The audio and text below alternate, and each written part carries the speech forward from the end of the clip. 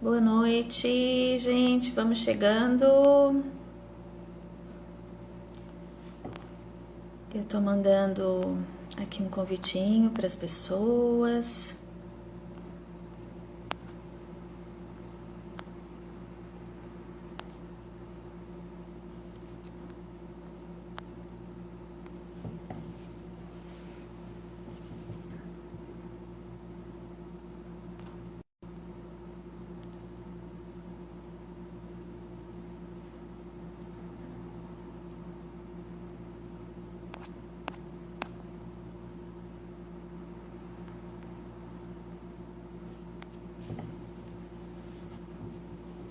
Oiê, boa noite. Tudo bem, Rosana? Seja bem-vinda. Vamos chegando, esperando o pessoal ir chegando na nossa live. Vou tentar colocar um comentário aqui. Oi, Paulinho. Boa noite, tudo bem? Tiago. Eu queria deixar o nome aqui, deixa eu ver se eu consigo. Gente, eu sou nova nesse negócio. Eu estou aprendendo, né, a mexer. E eu quero colocar Opa! Eu quero comentar, eu quero deixar aqui no comentário, o tema da live. Como é que eu faço, hein? Como é que eu faço, Thiago? Esses dias você fez uma live bem legal, né? Vamos ver aqui aonde que é. Eu sempre fui assim, gente, eu vou fuçando pra ir aprendendo, sabe?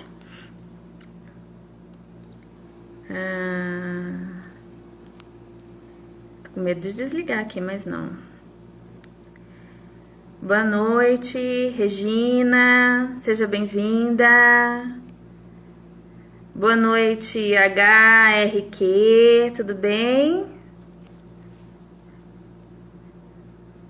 Oi, padre, o padre já tá chegando. Oi, Carminha, boa noite. Maria Paula, que saudade, tudo bem? Que bom ver vocês, gente, que bom. Padre, pede para participar aí da live que eu já te incluo aqui. Henrique, oi Henrique, seja bem-vindo. Isso, vamos chegando, gente.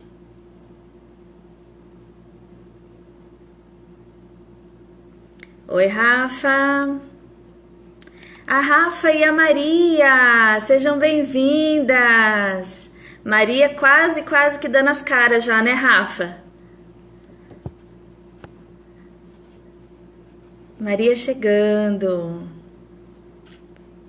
Vocês estão me ouvindo bem, gente? Como é que tá o som? Fala pra mim aí. Tá ok? Estão conseguindo me ouvir bem? Eu tô sem microfone, mas geralmente o som fica tranquilo. Ok? Que bom, que bom.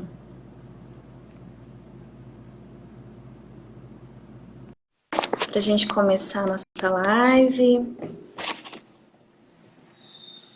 Beleza, Paulinho? Obrigada, viu? Oi, Viviane. Tudo bem, Viviane? Seja bem-vinda. Obrigada, Rosana. Tá ótimo. Oi, padre, boa noite. Eu tô torto na sua live? Bem, o celular tem que ficar na vertical. É que eu tô no tablet e aí eu deixei ele na. Peraí. Tá todo mundo confuso, né? Como é que usa essas tecnologias? Pois é, uma ótima oportunidade para a gente ir aprendendo, né? É verdade. Peraí, deixa eu tentar entrar no celular porque tá meio complicado aqui no tablet. Tá, eu vou falando boa noite aqui pro pessoal que tá entrando.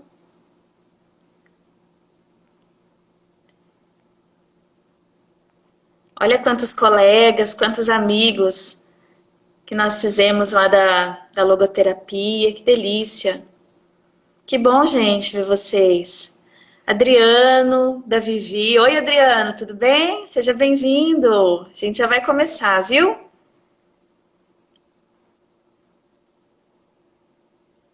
Gente, antes que a gente comece aqui a nossa live, eu queria que você nos ajudasse, então, a compartilhar esse conteúdo, tá? Então, vai aí nesse aviãozinho de papel que tem aí, ó, e vamos compartilhar com as pessoas que nós amamos, que estão no nosso perfil também, que nós gostaríamos que ouvisse essa live, né? Que ouvisse sobre esse tema que a gente vai falar um pouquinho agora, que é sobre a importância da religiosidade. Oi, Ana Paula! Que já tá craque também nas lives aí. Tudo bem, Ana? Seja bem-vinda. Então vai nesse aviãozinho, tá? E eu vou digitar aqui o nome da nossa live, porque muita gente vai entrando no meio do caminho, né? A importância da religiosidade para a saúde mental. O que vocês acham, gente? Vocês acham que é importante ou não?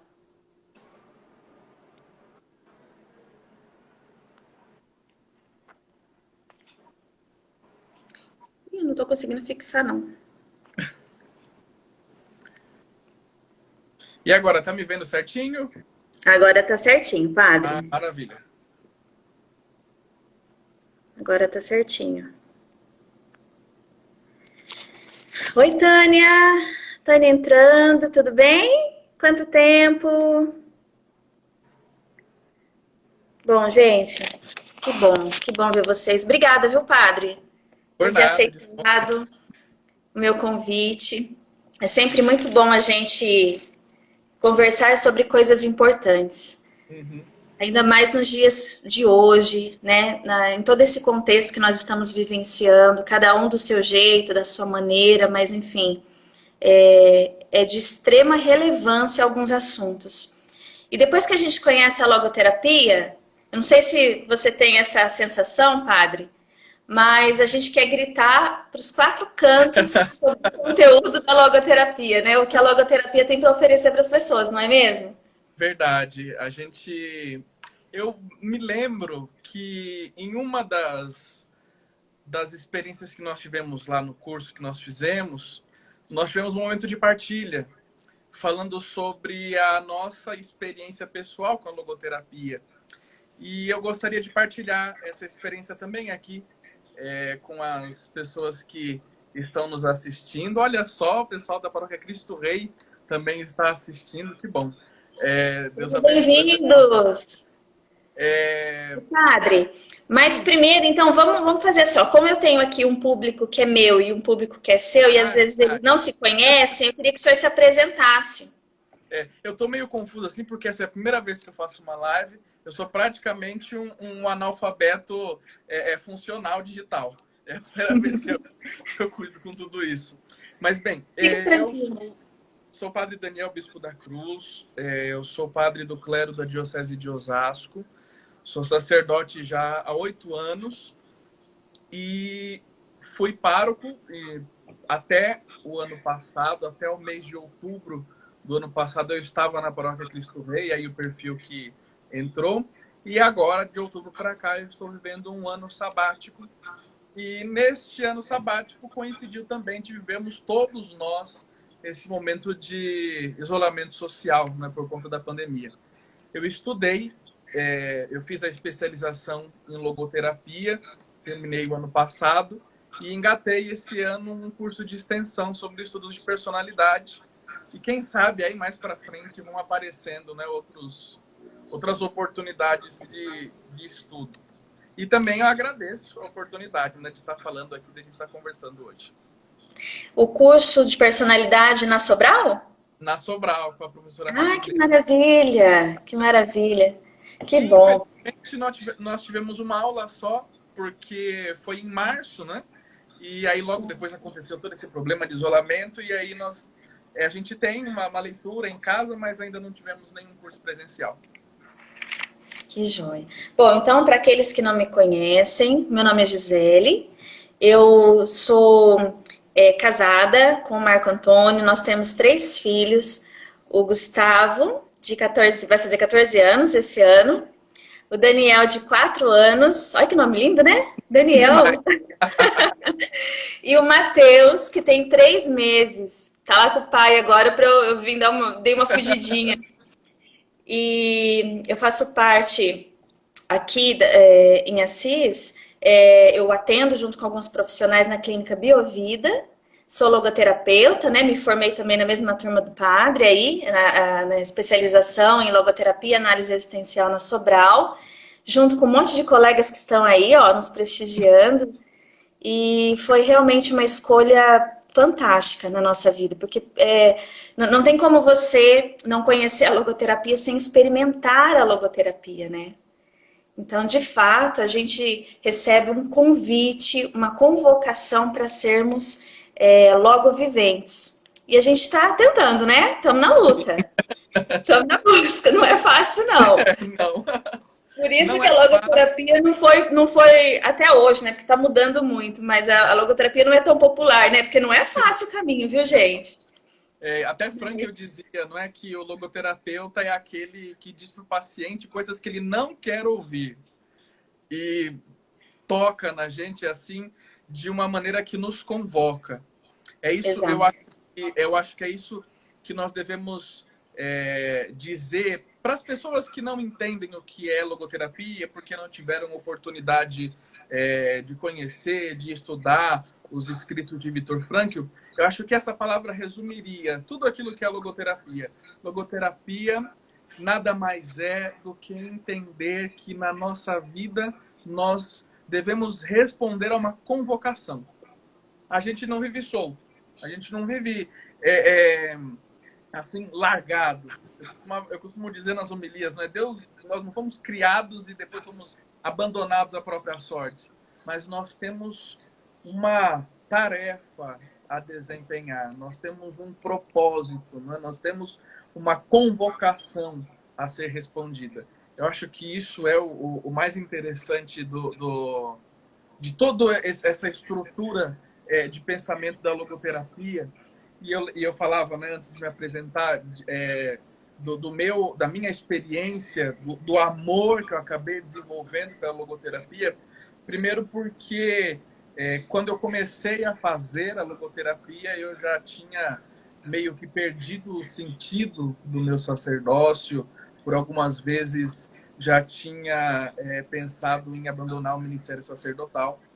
E o estudo da logoterapia, sobretudo depois que ele terminou, quando eu comecei a solidificar, quando a poeira começou a baixar, foi o que me ajudou a reencontrar, melhor dizendo, o sacerdócio, não como uma coisa que me é dada simplesmente, mas como algo que eu preciso ir talhando dia após dia, né? E eu acho que esse é o grande desafio que todos nós estamos vivendo nesse exato momento, né? De irmos talhando, irmos assim garimpando a nossa existência dia após dia para encontrarmos, não amanhã, não semana que vem, não daqui a 30 anos, mas encontrar agora um sentido, primeiro, que nos mantenha firmes. O tema da live é saúde mental, né? Então, acho que nós já entrando já no tema, encontrar algo que nos faça mantermos-nos firmes na nossa vida. Nós vivemos num tempo de muita instabilidade. Agora, por conta, né, dessa pandemia que nós estamos vivendo, mas a conjuntura do nosso mundo pós-moderno, né, Uhum. tem um sociólogo, né, chamado Zygmunt Bauman, que diz que nós vivemos uma modernidade líquida, né? Então Sim, é tudo meio liquefeito, a gente não tem muitos referenciais sólidos. Só que o ser humano ele não foi feito para não ter referenciais. E quando nós nos movemos em um mundo sem referenciais sólidos, ou nós inventamos alguns referenciais e isso pode também prejudicar muito a nossa saúde É um mental. risco, né? Sim, nós corremos um risco muito grande e ou nós encontramos de fato um referencial que está assim subjacente a toda essa realidade líquida, essa modernidade líquida, Uhum, vai ajudando a gente a dar passos, né? sim. Padre, eu pensei nesse tema porque, assim, eu moro numa cidade pequena, considerada pequena, né? Nós somos em mais ou menos 100 mil habitantes aqui. Então, assim, tem um grupo de pessoas que me conhece pela Gisele psicóloga, tem um grupo de pessoas que me conhece como Gisele da igreja. E tem as pessoas que conhecem esses dois papéis, né? Esses dois ambientes que a gente vai atravessando aí no nosso dia a dia. Mas é muito comum eu encontrar e vir até mim pessoas pedindo por tratamento, buscando tratamento, e a pessoa chegar a verbalizar que ela me procurou porque sabe que eu sou religiosa. Uhum. As pessoas elas têm muito medo, né? E é isso que eu escuto mesmo. É o que antes eu tinha, né? Esse preconceito na minha mente. E é o que eu escuto das pessoas. As pessoas que têm fé, as pessoas que participam de algum grupo, seja qualquer denominação, né, religiosa, muitas vezes elas têm muito medo de que procurando um profissional da área da saúde, né, mental, um psicólogo, o psicólogo vai roubar delas a fé, vai roubar delas esse direito delas crerem em algo. Mas eu também já ouvi pacientes que passaram por aqui e disseram: eu disse do que eu acreditava e eu não fui respeitada. A pessoa não se sentiu acolhida e respeitada. Infelizmente, isso pode acontecer, mas a gente sabe de um modo geral que um bom profissional, né, um profissional ético, sério, ele vai acolher e respeitar o paciente e tudo aquilo que ele trouxer e acolher toda a sua integralidade. Né? Essa é uma palavra logoterapêutica, mas todo profissional deveria, né, se preparar para acolher sempre e em qualquer situação e de qualquer, né, seja qual for o conflito, o problema, a dificuldade, a doença, enfim. Então as pessoas me procuram muito, sabe? Mas a gente não escuta muito psicólogo falando de religiosidade. É muito Uhum. curioso, né? Mas é interessante que a logoterapia ela me deu permissão para isso, sabe? É como se eu encontrasse aí, né, uma piscina para nadar de braçada. Por quê? Porque as principais correntes psicoterapêuticas elas são muito reducionistas. E nós aprendemos isso na logoterapia porque elas visualizam uma parte da Uhum. pessoa humana e uma parte importante, né? Então elas consideram o bio, elas consideram o psíquico, mas muitas ficam só nisso. Uhum. E aí nós sabemos que a logoterapia ela contempla o que há de mais profundo na pessoa humana. E a religiosidade ela é um fenômeno que surge daí, né, Uhum. dessa dimensão mais profunda da pessoa. Mas antes da gente falar um pouquinho sobre Frankl, se hoje alguém pergunta para você assim, o que é religião? O que é religiosidade, padre? Como que Uhum. você responde, padre? Talvez você já esteja contaminado aí com a logoterapia, né? Tudo bem, Sim. ótimo. Antes, então, a tentação de todo logoterapeuta é já começar aí citando Frankl, a torta e a direita. Antes, então, da gente entrar em Frankl, como a Gisele assinalou, vamos dar fazer uma ideia geral assim do que vem a ser religiosidade. Primeiro, Sim. a religiosidade ela é um fato humano. Então, antes aqui de nós falarmos de igreja, antes de nós falarmos de instituições religiosas, nós devemos entender que o fenômeno religioso é um fenômeno puramente humano, né? E como tal, ele não pode ser rechaçado. por ninguém, Sim. seja pelos profissionais, pelos psicoterapeutas, pelos psiquiatras, enfim, não deve ser rechaçada a religiosidade de ninguém. Evidentemente que a religiosidade, que é algo que nasce conosco, ela vai, né, se concretizando historicamente em instituições.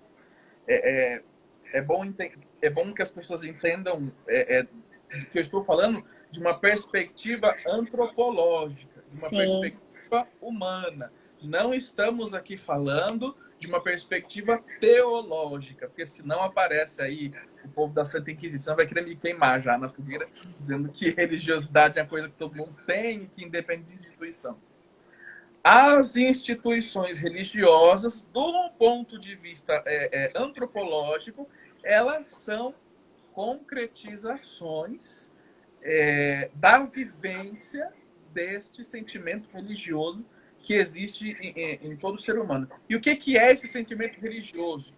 É algo que nasce conosco, é uma certeza que nasce conosco de que há um absoluto, de que há algo além de nós, de que existe algo que está para além da nossa realidade. Como é que se dá esse sentimento religioso, não é, do ser humano? Vamos voltar lá atrás, na pré-história, não é? Nós olhar, por exemplo, o homem da pré-história, ele olhava os fenômenos da natureza, o raio que caía, a tempestade que arrasava tudo com o lugar onde ele morava, os grandes animais, e ele não tinha como compreender isso, Uhum. mas ele não conseguia explicar isso racionalmente com palavras, mas ele foi criando mitos, foi criando histórias sagradas, se a gente pode usar assim, para ir Sim. explicando a realidade que eles não conseguiam abarcar racionalmente. E à medida que foram começando a surgir esses esquemas de mitos, de explicações, o homem foi começando a compreender que existe uma realidade última que explica, que é a causa, né, de toda a realidade. Se a gente olhar do ponto de vista filosófico, é um argumento que um filósofo chamado Aristóteles, né, trazia sobre as causas e os efeitos. Todo efeito é resultado de uma causa. Ora, é Uhum. preciso que exista alguma causa que, que não tenha, aliás, exista alguma causa que não seja efeito de nada que lhe seja anterior. Portanto, há uma causa incausada, né? E aí, Santo Tomás de Aquino, ele pega esse argumento de Aristóteles. Aristóteles chamava essa causa incausada de primeiro motor imóvel, né?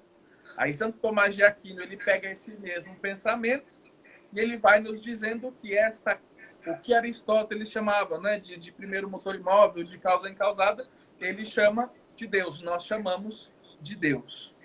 Tudo Sim. isso, para a gente amarrar aqui, para a gente entender que faz parte da constituição do ser humano, faz parte de nós, de quem nós somos, termos uma atitude de reverência para algo que nos supera, Que vai para além de mesmo nós. que vai além de nós, Sim, algo mesmo transcendente, né? sim, isso que nos transcende, né? Sim. Que vai além de nós, que nós não conseguimos compreender e que é para nós um mistério, né? Quando nós falamos de mistério, nós não estamos falando de algo impossível de ser conhecido. A palavra mistério, ela vem do grego mysterion, que quer dizer algo que se revela. Então, Uhum. quando nós falamos de mistério, quando nós falamos de sentimento religioso que nos induz ao mistério, nós não estamos nos direcionando para algo que nós não conseguimos compreender, mas nós estamos nos direcionando para algo que nós vamos compreendendo pouco a pouco, mas mesmo que nós ficássemos milhares e milhares e milhares de anos tentando compreender, nós nunca conseguiremos abarcar a totalidade dessa realidade que se revela a nós. Isso é a religiosidade.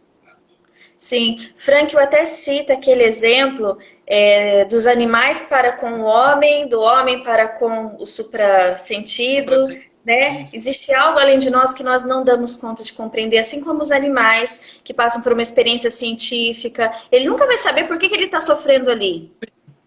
Né? Por que estão desenvolvendo uma vacina e para isso precisam, né, tirar, sei lá, um pedacinho dele, tirar um sangue, eu nem sei como é que é o processo lá, mas enfim, porque existe algo para além. Né? E é lindo que a logoterapia, a análise existencial, ela traz exatamente isso também. A visão, até da psicanálise mesmo, né, nós sabemos que a psicanálise, Freud enxergava a religiosidade como um problema, como um sinal de doença. Então, assim como Freud também dizia, né, que perguntar-se pelo sentido é sinal de doença, ele também achava que a religiosidade era uma tentativa, né, de nós lidarmos com algumas situações, enfim. Mas ele via como um aspecto patológico no ser humano. Sim. E Frankl vem em direção contrária.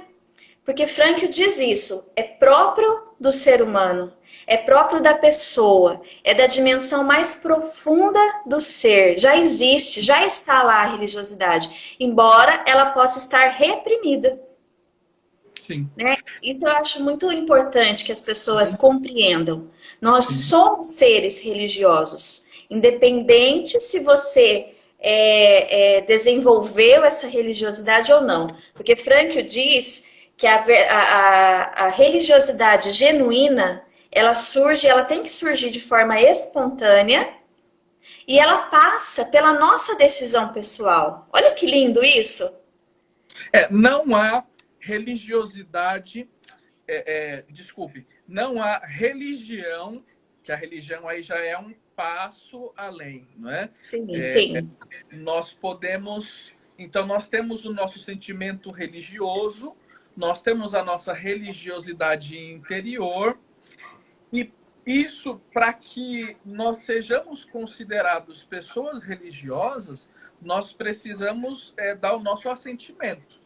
Sim. Ou dar o nosso assentimento, eu creio em um ente superior, eu creio numa realidade maior do que eu, ou dando o meu assentimento passando a pertencer a uma instituição religiosa. E Frankl, ele dizia que a religiosidade, a fé religiosa, ela é um fenômeno que precisa ser levado em consideração, mas que, obviamente, a logoterapia, ele usa uma comparação, eu não vou saber reproduzir ela assim, ipsis literis, mas ele usa uma comparação dizendo que a logoterapia, ela chega até a porta, né, até os umbrais da fé. E depois o resto, para quem tem fé, a teologia ajuda esse movimento de fé. É importante nós compreendermos isso, de que a religiosidade e mesmo as religiões, porque em toda a história da humanidade sempre existiu algum tipo de expressão religiosa. Né? Sim, porque o humano é próprio do humano. Então, isso não pode ser desprezado. Mas onde é que entra o desprezo por essa conduta religiosa? Né?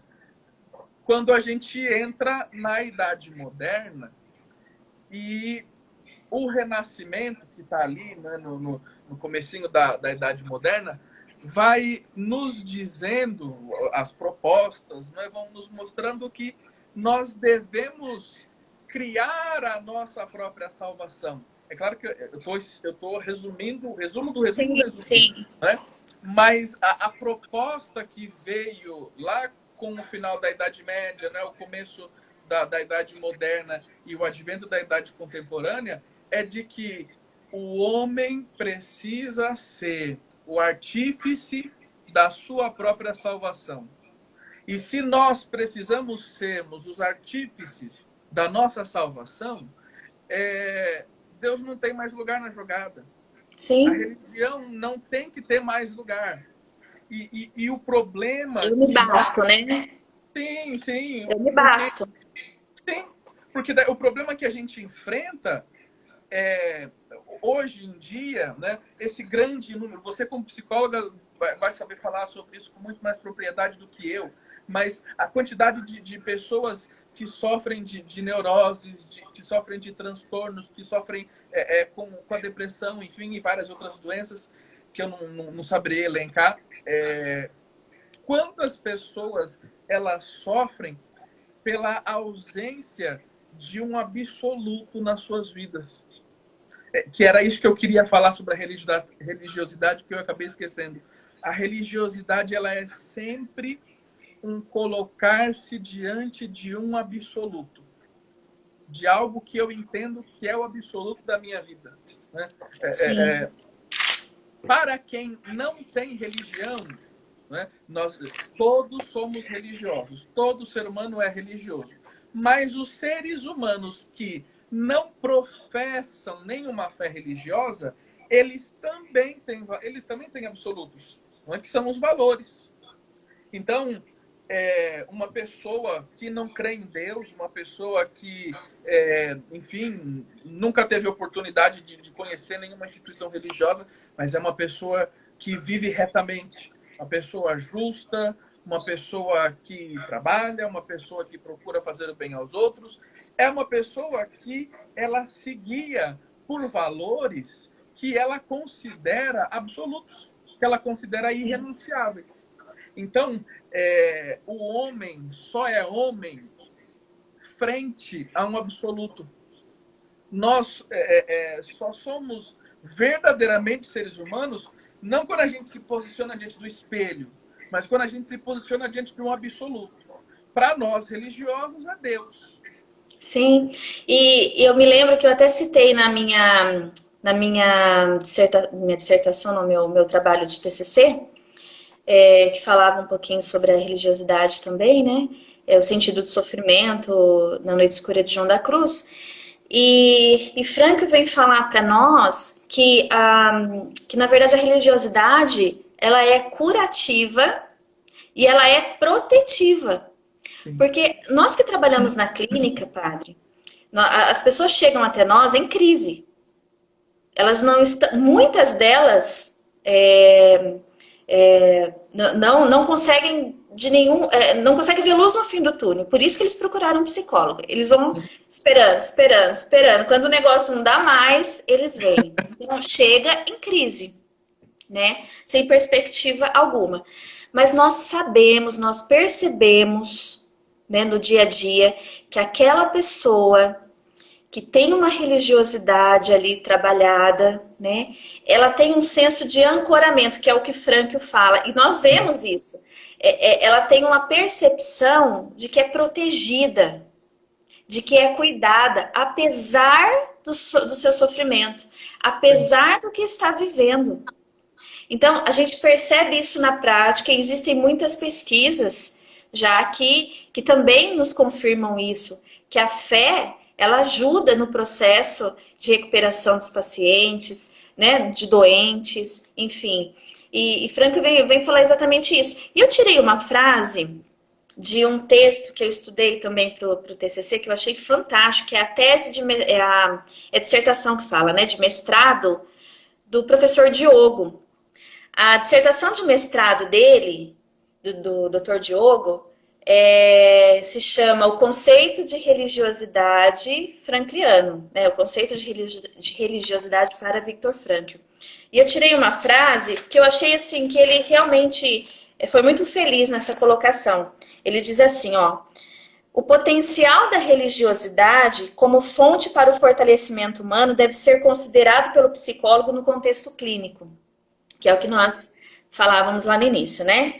Mesmo que em alguns casos a religiosidade se configure como abrigo para a fraqueza, e não deixa de ser, né, Sim, para nós, ou subterfúgio frente à realidade, ela pode ser ponderada como uma experiência capaz de beneficiar o desenvolvimento da consciência ética, da responsabilidade pessoal e comunitária, a partir da dignidade pessoal e do senso de valor. sim. É tudo que a gente percebe que as pessoas estão perdendo. As pessoas não têm mais senso de valores, as pessoas não têm mais, não conseguem mais enxergar sua própria dignidade pessoal em tantas situações do dia a dia, né? Consciência ética e responsabilidade, então, nem se fala, Sim. né? Nós vivemos uma crise em tudo isso. É, você falando me lembrou de duas coisas. Me permita partilhar, talvez seja um pouquinho longo. Eu sou meio prolixo quando eu falo, mania de padre, né? Ó, nós temos uns 20 minutinhos, depois o Instagram derruba a live. Tá, eu juro que eu Qualquer vou fazer coisa, mais se não der, a tempo. gente até pode marcar outra, mas pode ir, vamos lá, mete bala, Tá. padre. Primeiro, quando você falava, eu lembrava, evidentemente que não é uma pregação isso aqui, mas eu me lembrava daquilo que dizia o apóstolo São Paulo, né? A fé é a certeza das coisas, a certeza daquilo que nós não vemos. Sim. E é justamente isso. Seja para qualquer tipo de conduta religiosa, quando nós temos uma atitude de fé, nós conseguimos penetrar na vida, se jogar na vida de uma maneira mais integral, né? Eu costumo dizer que fé eu ponho o pé e Deus põe o caminho. Né? Confiança. Tem esse salto no escuro. E olhando Confiança. muito, você falava, né? Muitas pessoas sofrem disso e nós estamos vivendo uma crise. Hoje à tarde eu estava lendo alguma coisa sobre virtudes e vícios e eu anotei aqui alguns pontos justamente sobre isso. A crise que nós vivemos, ela é uma crise de fé.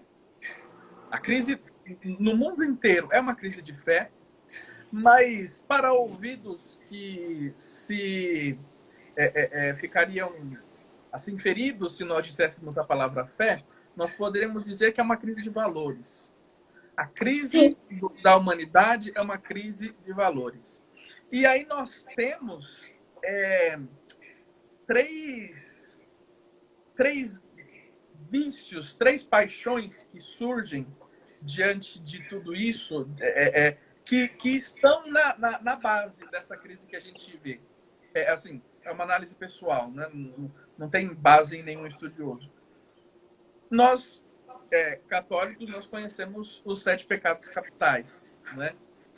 E eu gostaria de chamar a atenção para os 3 primeiros, né, que são a soberba, depois a inveja e depois a preguiça. São esses 3 primeiros. Esses 3 primeiros vícios, eles são o tripé da crise da humanidade.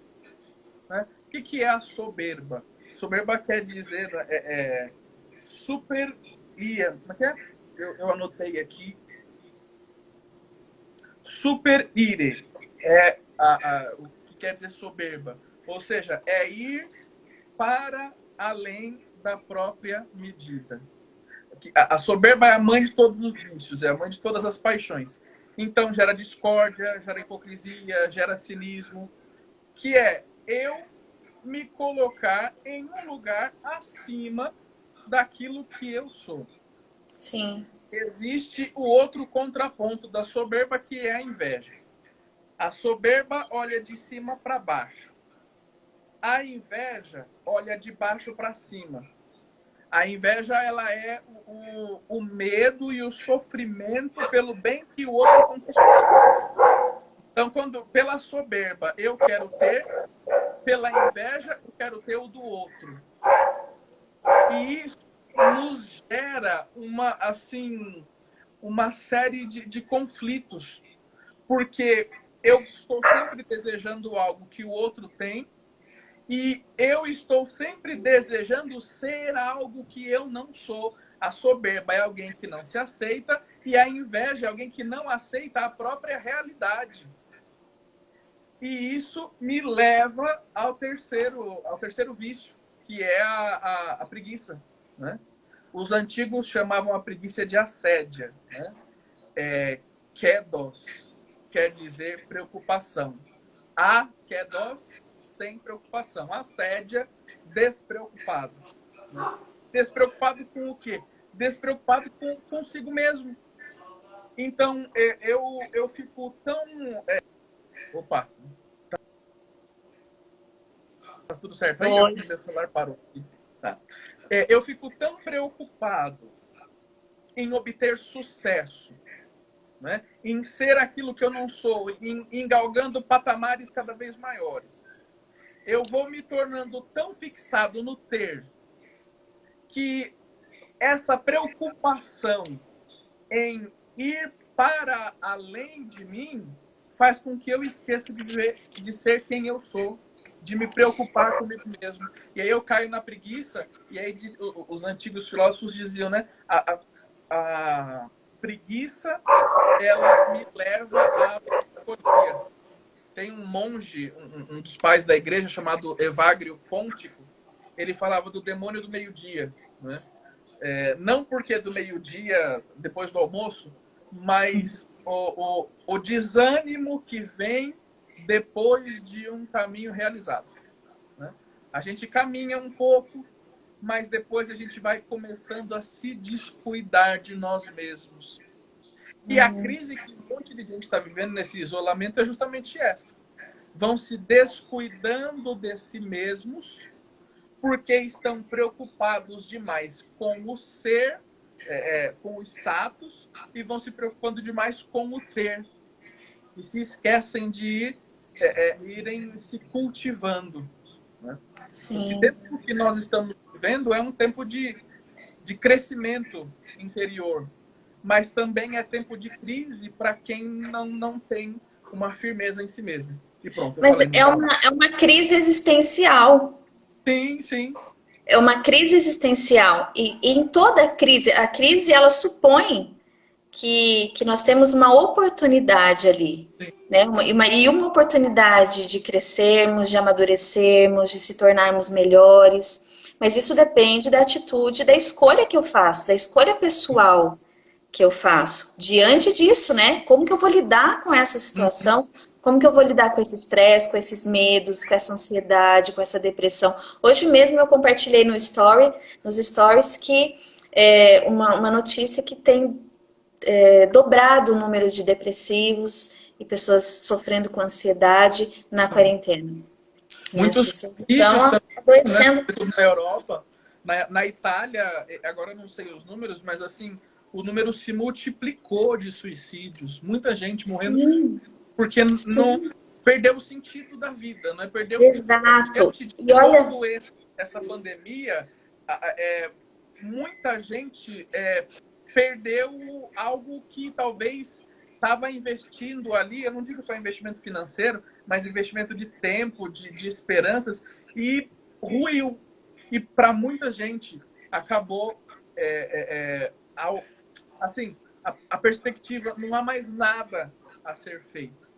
E é interessante que o próprio estar em casa, confinado, a quarentena, ela gera aquele tédio que faz com que a pessoa enxergue o próprio vazio com que ela vive, né? Aquele vazio existencial que muitas vezes estava camuflado na sua correria do dia a dia, nos seus excessos, né? Enfim. E agora ela se depara com tudo isso e não sabe o que fazer. Sim. E Frankl, ele fala assim, outra frase que eu achei também fantástica, né? Que ele vê a religiosidade como uma possibilidade de presentear a vida de sentido. Olha a oportunidade que nós temos, uma vez que a gente corresponde ou responde a essa religiosidade que é própria do ser, né? A presentearmos a nossa vida de sentido. Tudo que o senhor está narrando aí, né? Está descrevendo uma vida sem sentido, sem perspectiva alguma, né? Sem responder corretamente a vida, sem responder às convocações que a vida faz. E é claro que é assim que o homem vai produzindo seu próprio vazio, né? Como diz a teoria. Sim. E nós estamos no tempo propício para respondermos. Eu vejo com um certo receio alguns posicionamentos, seja contra, seja a favor do isolamento, enfim, mas uns posicionamentos extremistas, posicionamentos que não ajudam não a resolver o problema, porque eu acho que esse problema ele é multidisciplinar e ele tem que ser encarado de várias frentes, mas resolver a minha vida não me ajuda a estar em paz comigo mesmo. Claro que Então, não, imagina. sim, então às vezes uma ou outra pessoa, né, assim, por mensagem pede um conselho, alguma coisa, e eu falo, olha, a gente se lembra do domingo de Páscoa, né? O salmo que a gente cantou no domingo de Páscoa foi: este é o dia que o Senhor fez para nós, né? Esse é o tempo que nós temos para refazermos a nossa vida, para entendermos que o que importa não é aquilo que a gente tem, mas aquilo que a gente é. Né? Que nós valemos não por aquilo que nós fazemos, mas por quem nós somos. E nós precisamos aprender isso, porque eu posso estar fechado dentro de casa, eu posso estar num barraco de favela, eu posso estar numa mansão, eu posso estar, enfim, em tantos lugares. O que importa não é o que eu estou produzindo ou o que eu estou deixando de produzir, mas o que importa é o quanto eu estou crescendo para dentro. Né?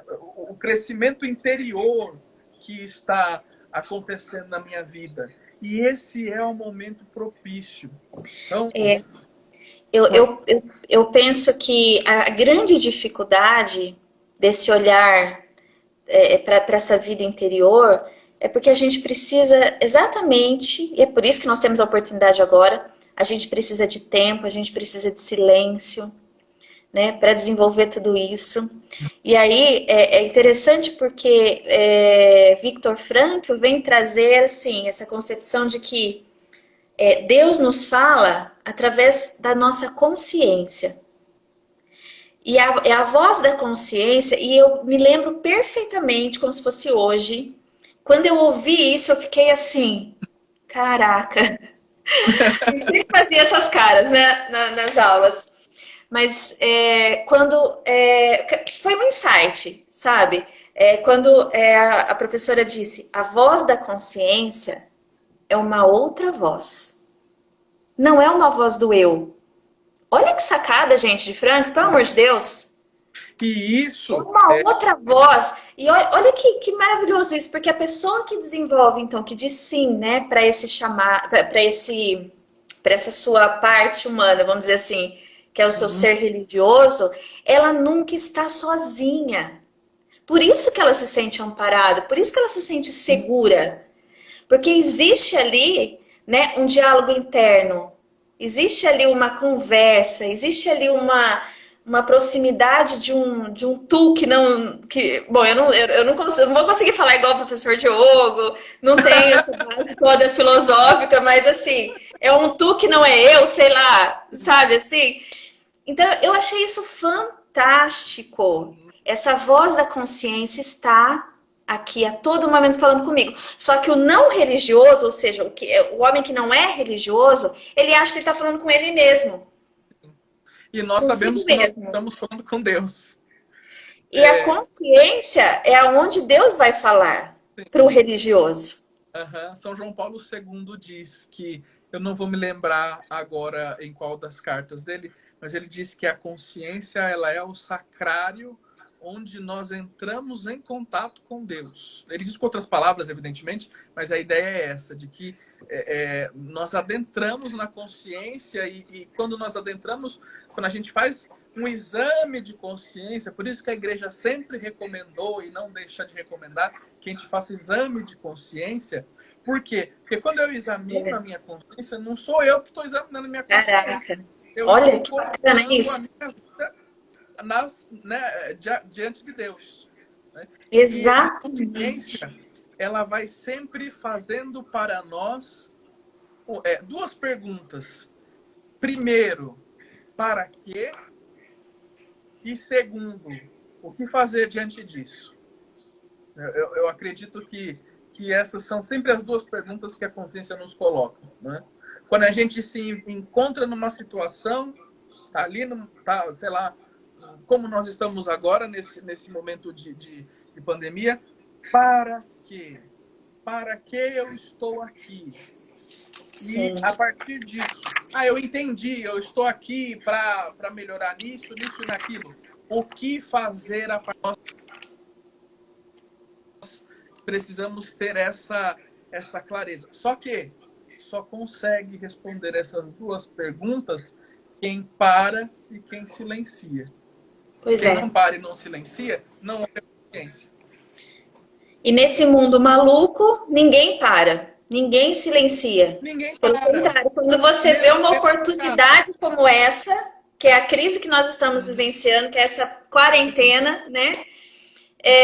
A gente adoece ao invés de aproveitarmos a oportunidade. Nós Que temos triste isso, né? agora uma oportunidade de ouro. Evidentemente que ninguém gostaria de estar isolado, ninguém gostaria de ver o Claro, é claro. óbvio, mas mesmo assim nós temos uma oportunidade de ouro para sermos pessoas melhores, né? Tem Exatamente. corrido uma frase aí, começou a correr nos primeiros dias do isolamento, é melhor falido do que falecido, né? Então, nós precisamos entender o que verdadeiramente importa na nossa vida, porque casa, carro, até alguns relacionamentos é melhor mesmo que a gente perca, porque determinadas coisas na nossa vida nos impedem de sermos pessoas melhores. Então, Verdade. eu acho que nós devemos aprender a olhar para esse tempo como esta oportunidade de crescimento interior, oportunidade de sermos melhores para nós e sermos melhores para os outros. Principalmente, porque quando nós somos melhores para nós mesmos, né? E a gente automaticamente consegue servir e se doar e sair de si mesmo, porque essa é a nossa essência, né? Essa autotranscendência, né? Ir para além de nós mesmos. O nosso tempo está acabando. Olha como passa Pois rápido. Eu acho que a gente tem só uns minutinhos. Mas uma coisa que eu acho assim fundamental, independente de cada um aqui, porque cada um de nós somos únicos, irrepetíveis, então cada um de nós estamos vivendo particularidades muito específicas, né? Pessoais nesse momento.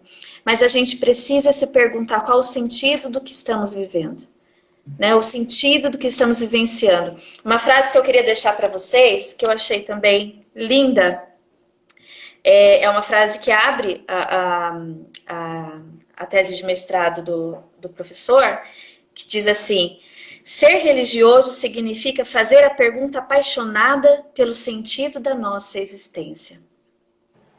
Ser religioso significa fazer a pergunta apaixonada pelo sentido da nossa existência. Ou seja, é saudável se perguntar pelo sentido. Nós precisamos nos perguntar a todo momento agora, né? E precisamos buscá-lo, porque nós sabemos que ele existe, né, Padre? É objetivo. Já está em cada situação.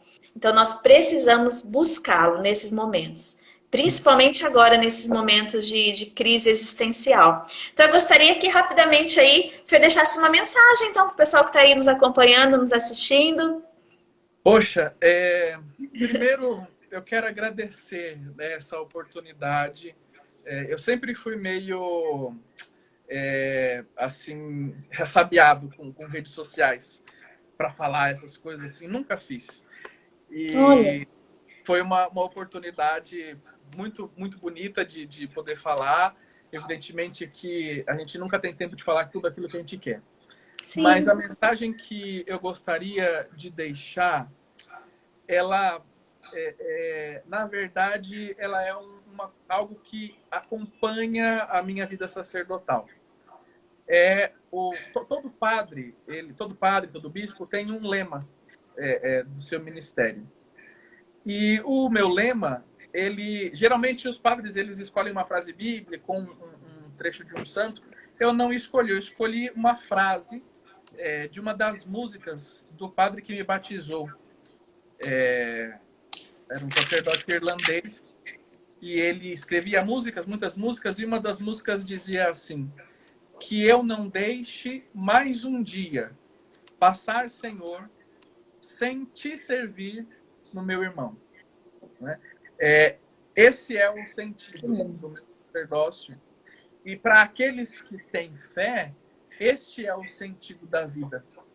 É servir a Deus no irmão. Mas eu não tenho fé. Sirva a sua consciência. Você estará servindo a Deus. Mesmo que você não creia, mas estará servindo a Deus. Perfeito, é isso aí. Padre, muito obrigada. Obrigada pela coragem, né? As segundas, as terceiras vezes aí vão ser então mais simples.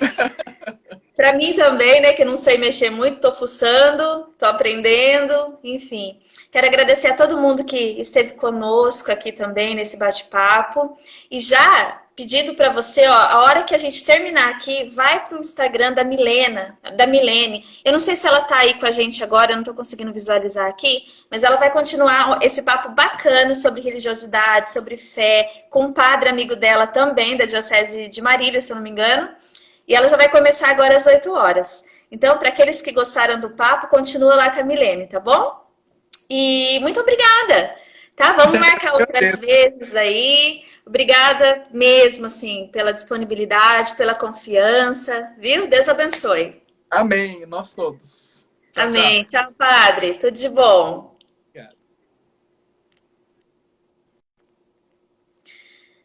Obrigada, gente. Vocês que ficaram conosco.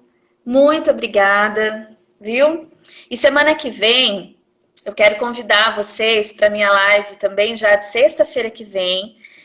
E vai ser uma convidada também muito especial, uma amiga também da turma de logoterapia. Eu acho que eu vou deixar meio como surpresa, tá? Mas nós vamos falar também sobre saúde mental, nós vamos falar sobre depressão.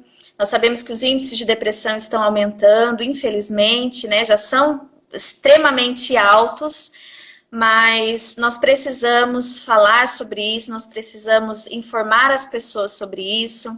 Então, sexta-feira que vem, às 19 horas, nós estaremos aqui com esse assunto, tá bom? Sobre depressão. Logo, logo eu posto para vocês aí, para vocês me ajudarem a divulgar, tá ok? Um beijo, gente. Fiquem com Deus. Eu vou deixar uma janelinha lá no meu story. Se alguém tiver alguma dúvida, tanto para mim quanto para o padre, deixa lá a sua dúvida e a gente responde. Fica mais fácil do que tentar responder por aqui, que aqui o tempo é muito curto. Tá joia? Um beijão, um bom final de semana para vocês e até mais. Tchau, tchau.